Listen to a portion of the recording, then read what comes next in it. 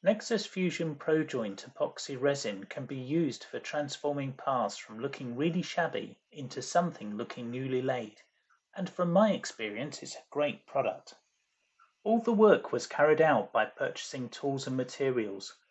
We would appreciate if you could give us a like, and why not subscribe to our channel to keep up to date with our latest content. The only reason why I have chosen to use Nexus Fusion Projoint is only they had a sand colour. Other brands mix black in the sand colour. I also didn't follow the instructions. The manufacturers want you to use a lot of water and rinse the sand down the cracks, but you will lose a lot this way and it's hard to get it well packed. You can also lay it when it's raining, which is a great benefit. Let's look at how this works.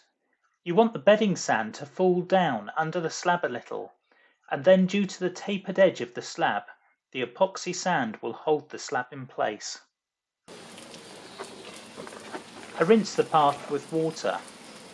Pour the epoxy sand on the path.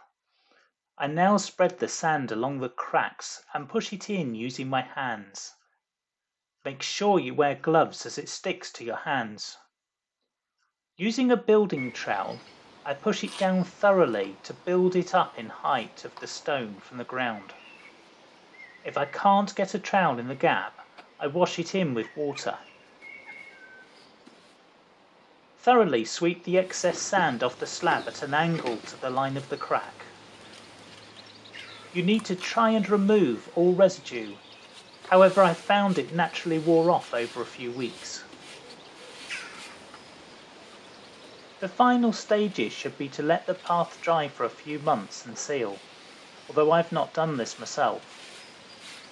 This path was constructed in lockdown. It is still solid today and no weeds have grown in between the cracks in more than a year. I will leave a few Amazon affiliate links below so you can see what I used. Thank you for watching.